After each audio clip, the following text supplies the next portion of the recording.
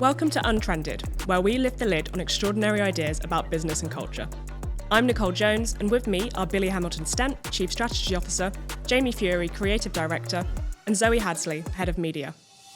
Today, we're talking about the politics of platforms, the complexity of individuals choosing where to share content, how much responsibility brands really have when it comes to where they advertise, and how B2B brands can navigate platforms when platforms might just bite back. We're diving into some big questions. If platforms now have more influence than some governments, should we be holding them to the same standards? Are brands actually making ethical choices when they pull ad spend from a platform? And do we actually need brands to be good? And how is all this different for B2B brands in particular? Crucially, we're going to try and do all of that without insulting partners and clients, past or present.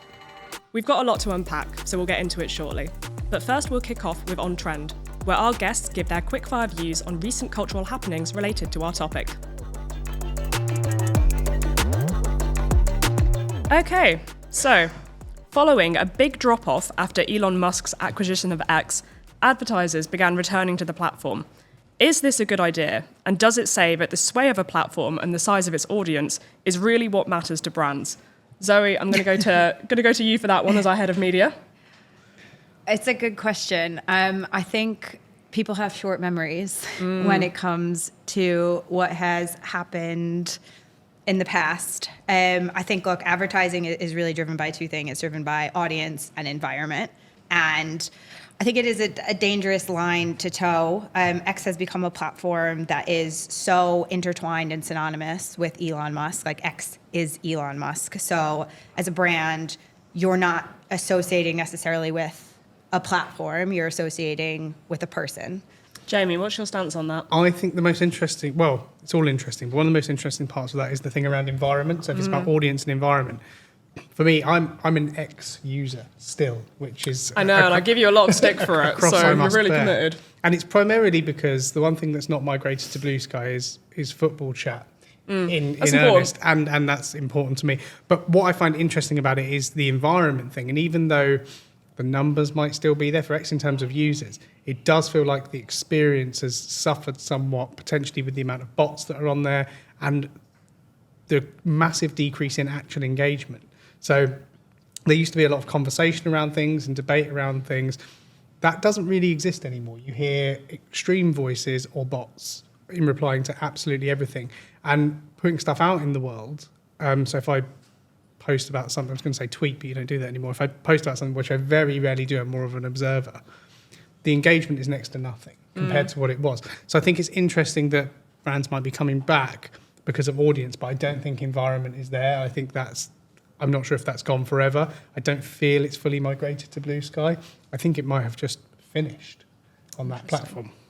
Yeah, that's the thing. When you can't control what your adverts are going to be shown next to, it becomes a very tricky conversation. No, and a lot of the advertising that I see on there now, while some brands have definitely returned, you do see their presence a little bit more. I'd still say 80 to 90% of it is kind of dodgy products from drop I was going to shippers. say, I'm not on X anymore, but I would imagine most of the advertising, I'm going to take a punt here, it's crypto and it's vitamins for making you more masculine. And gambling. And gambling, okay, the holy triumvirate. It used to be very tailored. The promoted posts you see would be very relevant to your interest. That's kind of gone. And I think that's where the environment has suffered. So that kind of ability to get on conversations and hijack them as a brand and become involved in them. And there were some brands that did it really, really well, like Specsavers were really funny on X. They would reply to specific tweets, like the famous Ed Balls one. They would reply to it with a should have gone to Specsavers kind of thing. So it was a brand that was really native to that environment and really got it. And they were really quick to respond. And they got the huge... X used to be, when it was Twitter, really funny. It used to be like the funny platforms where people went to make jokes. That's gone. So I think... yeah, while brands might return, they're going back to a completely different environment. And I'm not necessarily sure it's a great one for brands to be in, just because the discursive nature of it is not really there anymore. Billy, what's your take on that?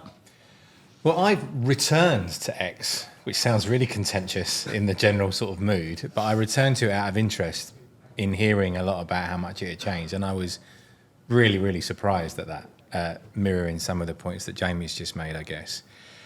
If I'm being objective and strategic about it, it is still a very big platform and it has an awful lot of people using it.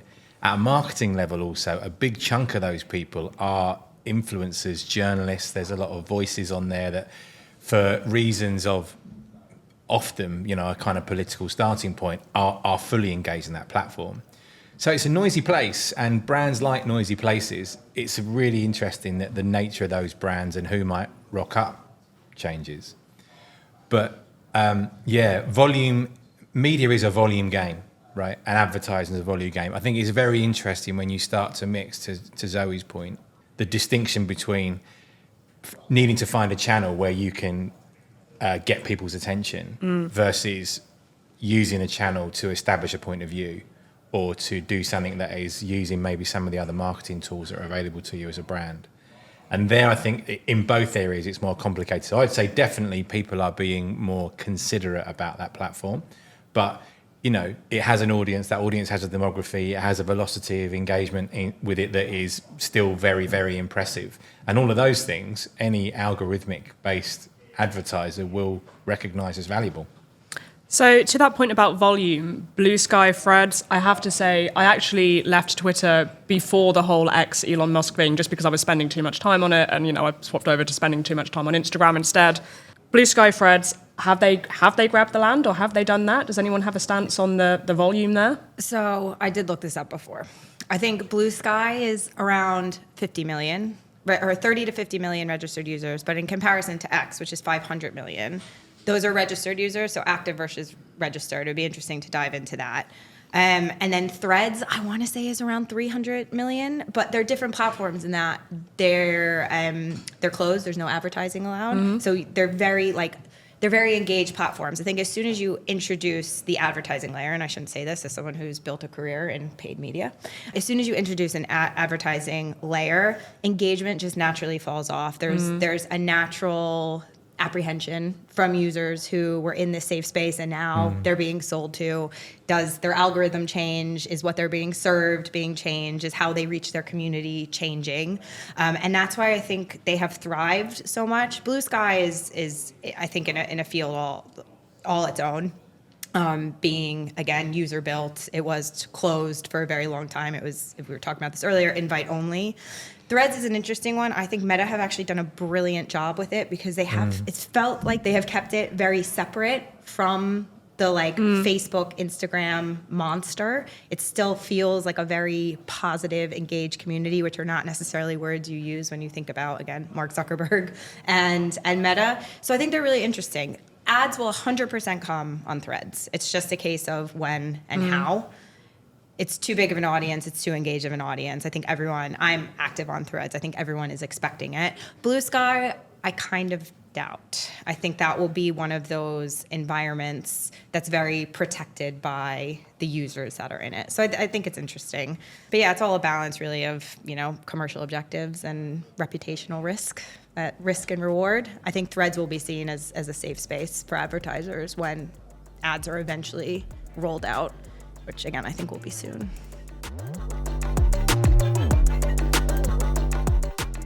Okay, let's get into the bulk of the episode. Social media platforms have evolved far past the point of just being where people share posts and where brands place their adverts. Now, they're global power players. They shape public discourse, enforce rules, and influence elections. And when a platform starts making headlines for the wrong reasons, brands are suddenly expected to take a stance. But are these decisions really about principles or just about protecting their own reputation? And if every platform has its ethical grey areas, where do you actually draw the line? So I'm going to go straight in with quite a difficult question. If social media platforms have more influence than some governments, should they be treated as sovereign states? What should our expectations be? And crucially, do those platforms exist beyond the moral profiles of their owners? So Jamie, I know you've got strong opinions on this one, so I'm going to go to you first. Yeah, I do.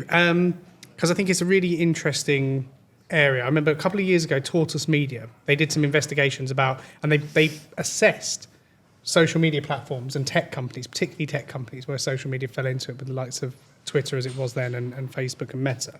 And they assessed them as states, assessed their GDP, their population, their kind of impact on the world. And I think that's a smart way to look at them in some ways. And I think what's interesting about that is being a member of a country does not signify tacit agreement with the people that rule that country. You can dissent. We are allowed to do that. So if we're going to look at, say, X as being the town square, or Instagram as kind of our picture and memory wall, by being present in those environments, by taking a stroll across the town square, we're not saying we completely agree with everything the mayor does.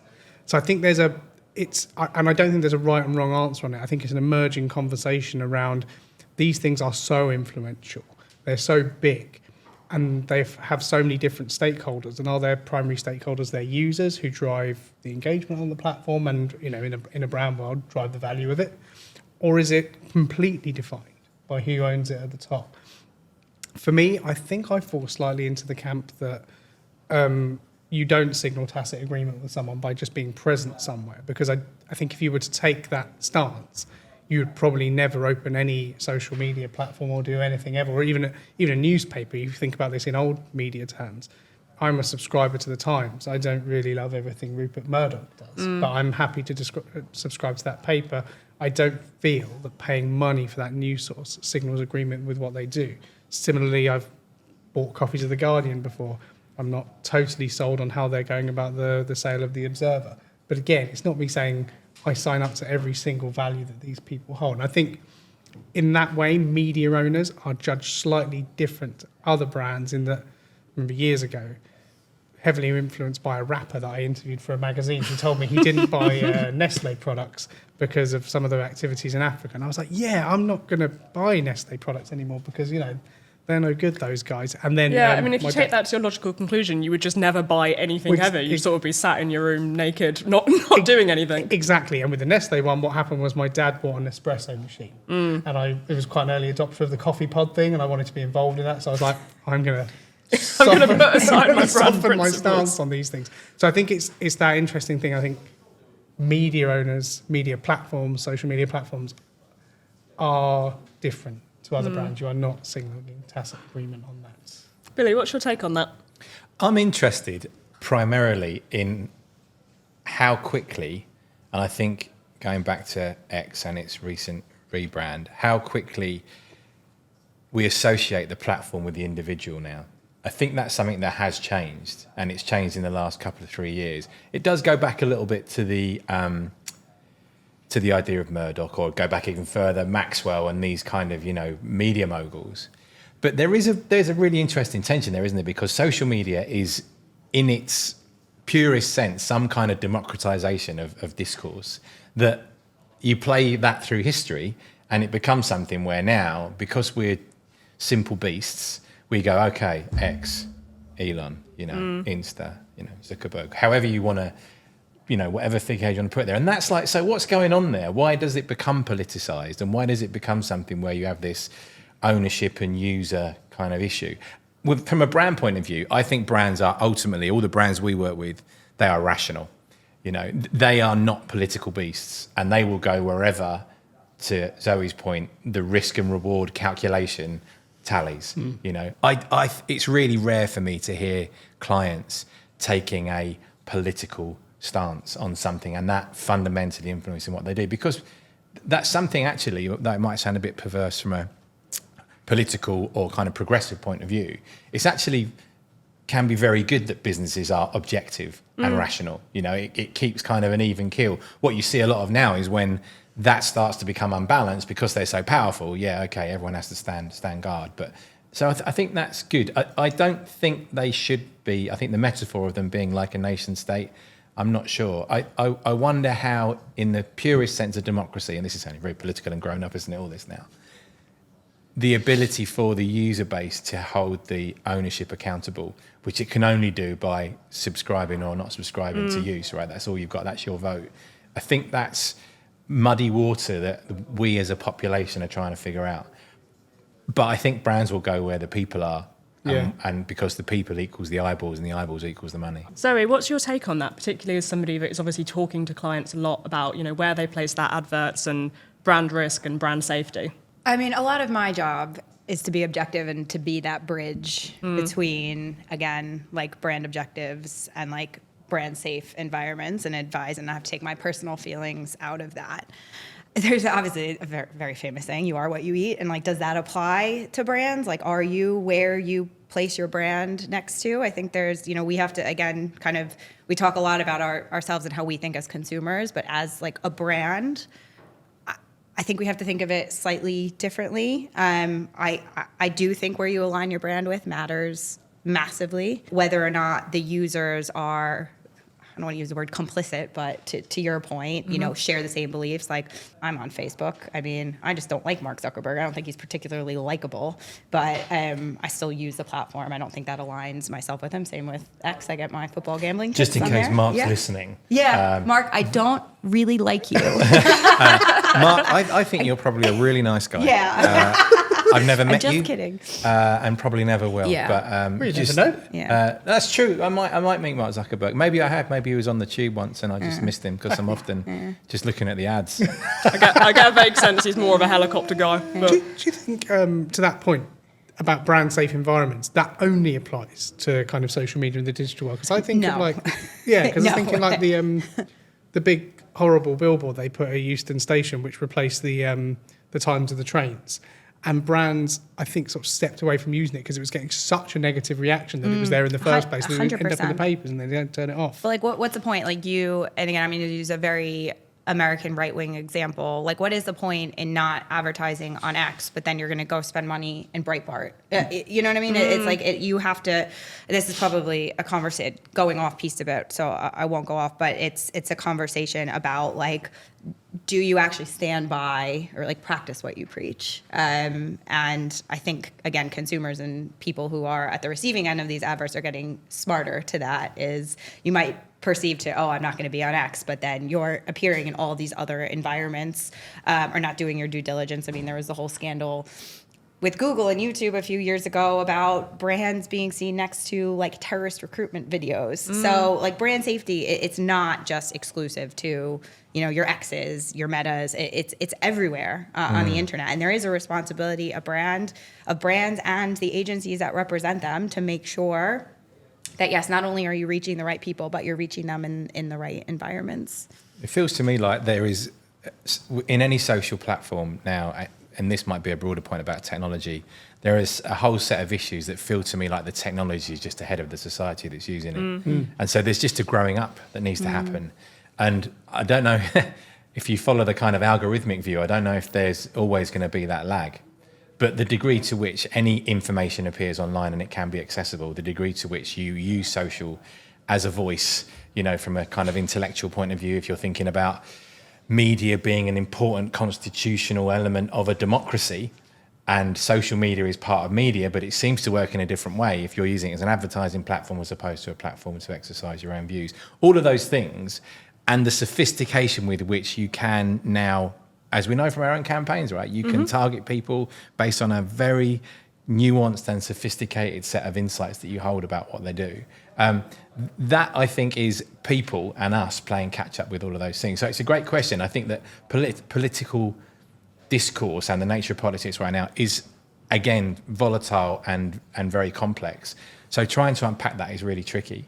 But I think, to Zoe's point, brands behave rationally. Yep. And if the risk and reward stacks up, then they will do it. Okay, so this is something that I specifically want to get into in regard to B2B brands. I think it's very easy when you have this conversation to slip into talking about consumer brands or sort of personal takes. Publicis Pro is a B2B agency, and we've seen firsthand that B2B businesses really struggle with platforms and how they advertise or promote their content on these platforms because of all these issues that we're talking about. So why is it that businesses struggle with platforms so much, Billy? I know you've got some big thoughts on this. I think businesses and B2B businesses are risk averse. They don't want to upset the apple cart because, for very rational reasons, sometimes often the business case for doing so isn't necessarily that strong. And what we tend to gravitate towards in B2B is the 5% of the market that is pushing boundaries, is engaging in different ways, and is making a distinct effort to show up different. We've talked about this on other podcasts about advertising campaigns, or what the essence of that brand might be and what it does. But the aggregate B2B organisation has a lot of checks and balances in place that protect its revenues, that protect that stabilize it, right? That consumer companies don't have, And I think this is a really boring but really important thing about just the idea of a contract, right? So if you as a business, and I think we sometimes jump between consumer and business like this. So a lot of consumer companies have nothing but a social contract with the people that they sell to, right? There is nothing that obligates you to buy your next pair of trainers as a pair of Nikes, demonstrated there by Jamie and his lovely blue swishy ones. It's all about influencing you so that you make a decision, based on that and brand loyalty. If you have just, sold somebody a building and you're going to rent offices out in it, like we are here, they're not going to walk out next week. They're not going to walk out next month. They're probably not going to walk out for the next 3 years, So therefore, the way you think about how much you need to be exposed to risk or disruptive on that basis changes. And so I think when that comes to social media, which is, as we've just said, it's like Riskyville, isn't it? Ultimately, there's a lot of moving parts going on there. It's not like a full-page advert in the Financial Times. People just resist that. And if they resist that, when everyone's risky, they just kind of stick to their knitting. It's a constant challenge for us, I think, pushing clients to think outside the box with social. We always suggest the idea, right? It's the riskiest part of that campaign. If we think about all the constituent parts of a campaign where we'll have digital advertising, maybe out of home we'll do some films that we'll promote on YouTube. Putting something on, doing a social first campaign that lives on TikTok, or even investing in kind of quick response social stuff. Like if a B2B brand wanted to kind of really go and own TikTok and have stuff all the time on there, they'd have to make a reasonable investment in the person who's going to do it with the skill sets to do that kind of thing. They'd have to get the content for it. They'd have to be quick at responding. They'd have to go through, think about the many, many approval layers we go through to get. Well, it's something that the agency model is not particularly well equipped to support, to be really honest, because you can't get an agency to turn something around in 30 minutes. Exactly, it's just not realistic. The thing that B2B brands miss, which is the tragedy of it, is social is definitively now a strategy that you need in your company to make it work. And B2B businesses love a bit of strategy. They like a plan, they like a long-term view. And what I think happens is B2B brands think about social tactically because it's such an instantaneous world. But actually what you need, we were in a pitch this week where we were talking about a business reorientating its marketing strategy around social. And there were 4 or 5 dimensions to that strategy, only one of which was about, the kind of programmatic view, getting it into channels. Others were about how they might utilize their employee base, et cetera, et cetera. And it requires, and you could see the kind of people in the room going, oh yeah, right, because we use, and we sometimes think of this as well, you look at the data on how business decision makers are influenced by social, those figures push up, the GWI data around social's importance in where people get their information from. It's top of the list now in business. And that's to do with the demography of decision makers and the age groups coming through the ranks now. The fact that everybody's on their phone if you come into work on a train, and that is almost certainly going to be, to some or lesser degree, they're on Reels or some sort of social channel. So that's top of the mix. But we just get confused about the business decision makers that get into rooms and sign contracts with people, and the person on a train going to work who is, a business decision maker. They just happen to be commuting to work. And so that's, I think, what we're doing a lot more with clients now, is trying to get them to think about it holistically and strategically. And when you say things like holistic and strategic, people go, oh, lean in, right? Yeah. Okay, yeah, we can do that. I'll pay 10k for that. Yeah. Pay 10k for some holistic strategic thinking. That feels good. Exactly. If you've got to go and be a dickhead on TikTok for TikTok? TikTok's a new platform. I've signed up to that. Yeah. But this is a really orange. interesting thing that I'm observing, right? So I am seeing more and more, essentially people, not B2B brands, but people who work at B2B brands, kind of doing shit posting on platforms, whether it's like LinkedIn or TikTok, tapping into this kind of surreal, absurd humor that a brand cannot really get away with, but the people who work within those brands are doing very well. And that strategically is a real challenge, because how do you put a deck together encouraging a B2B brand to do surreal shitposting humor? Yeah, it's, be like Aldi, be like Patty Power. Like, exactly, it's brilliant. I think I should clarify at this point in terms of what shitposting actually is. I think that's very important, because we had a conversation about this the other right? day, and to explain what shitposting actually is a very difficult task. I think shitposting is a sort of absurd, surreal, chaotic vibe that people bring to the internet. It's not the same as trolling. It's not the same as just being daft. it's very hard to define, and I'm actually working on an article for UnTrended, our magazine, to try and dig into this a little bit more. But it's certainly a new frontier of chaos for brands and platforms. I think I want to have a meeting with every client in the next, let's say, 3 months, just based on the amount of clients we've got, where at the top of the agenda is the word shitpost. I will run that training. I Yeah. will take it upon And we myself have to let to all of our clients know about shitposting. Take people through it. I think it's really. So I think there's two reasons for the reasons it's happening, and I think we talk about some people that we like that do it. One is it's really hard to get cut through on anything, and two, I think we're just living in a slightly more surreal age where people are taking things less seriously. Smart people are less interested in those kind of. It's a move against the kind of high performance, Sanitized. Jake Humphrey kind of like, I get up at 5 a.m. and then I go to the gym, and then I do this, and then people Which is you, though, Which to is be me. fair. Yeah. That's what I do. I get up at 5 a.m. and then I just sit there staring into space. Drinking Nestle. Looking at football scores on X. Yeah. And that's my morning. And that's why I'm such a high performer. And Yeah, I think it's often said, yeah. people are sort of reacting, thank God, against that because it's so banal and it's so dishonest. So they're going for a slightly different, more surreal, humorous version of dishonesty about making these like weird, elaborate things up. And again, I think the other thing that's really interesting about this, they're subverting the traditional use of LinkedIn. Mm-hmm. LinkedIn used to be businesses talking very seriously and bragging about things that they're doing. And they're just thinking, I've had enough of it, I'm going to undermine it. And to the point I made earlier about X used to be the place for humour, that's gone. There needs to be a new place for humour. And funnily enough, it's becoming LinkedIn.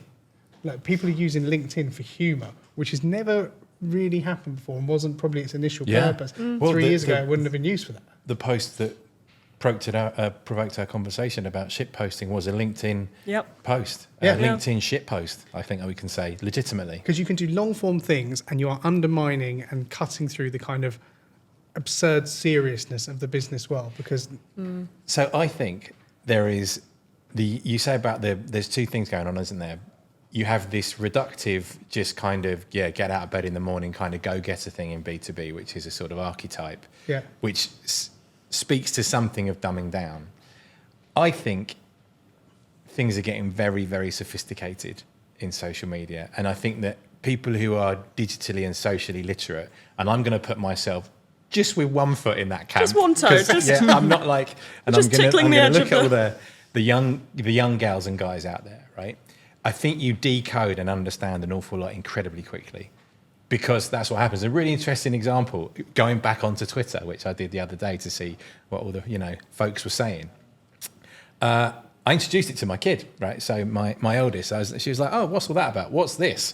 Oh, it's X. Okay." And she read a few posts, and I guess it was posts that reflected my kind of Asian demographic. She goes, "Everyone's taking so long to say stuff.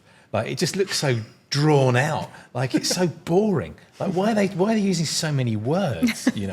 And then you look at how she communicates with her friends, and anything more than 3 letters is like a real stretch. Just single emojis. Right. There's a lot of decoding that's going on, and a lot of sophistication in the communication as well. So those two things are both alive and well, right? You dumb down.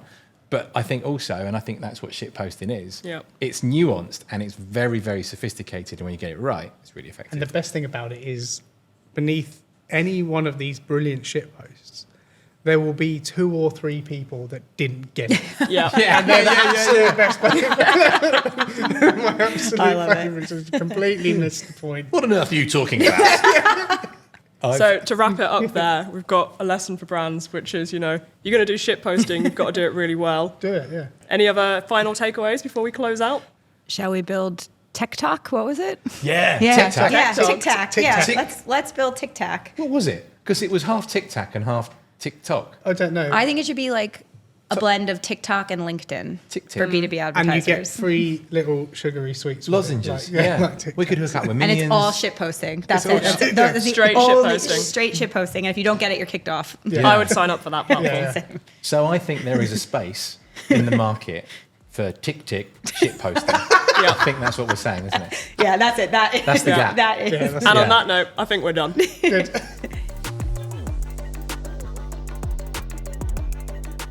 And to close out, it's time for our final segment, Mailbag. This is where we take on your burning questions in 90 seconds or less. I'm going to give Jamie the mailbag honours today. So this week's mailbag is, do brands need to be good? People report that it matters to them if the brands and service they work for are ethical and purpose-driven. But could this be an attitudes or behaviour gap? So I have quite a strong feeling about this, which is that every survey I've ever taken part in, about 5 minutes in, I get bored and I just start clicking anything.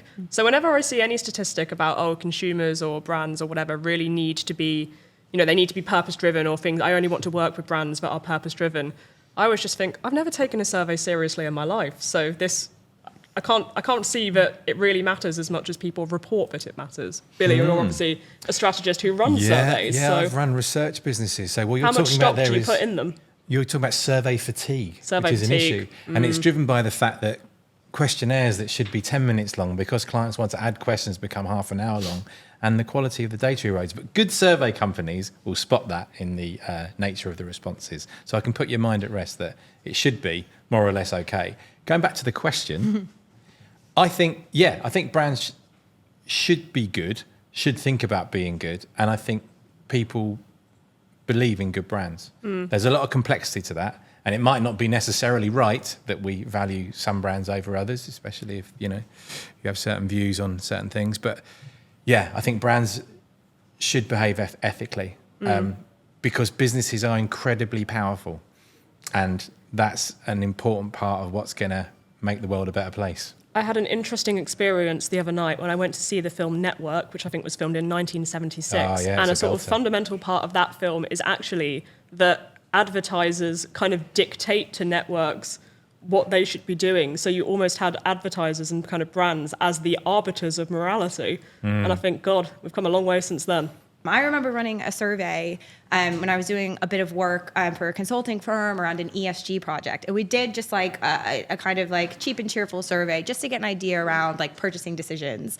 And like everyone's like, yeah, I care about the environment and I care about, ethics and all this. But really like there's like an intersection of like economics and ethics. And I really do think, though, that in the end, at least right now, like economics wins. I love the planet, but I also really love convenience. Yeah, exactly. And from like a business perspective, obviously be ethical, be good, but you actually then have to like stand up to that. I think it's, all well and good to say we're working towards, and I'm going to use sustainability, I mean, it's easy. We're working towards net zero, we're working towards, equal pay for men and women. Like, we invest in like, diversity and inclusion, but just say those things, but don't then act on it because it's expensive. It's inconvenient. The economy is not great.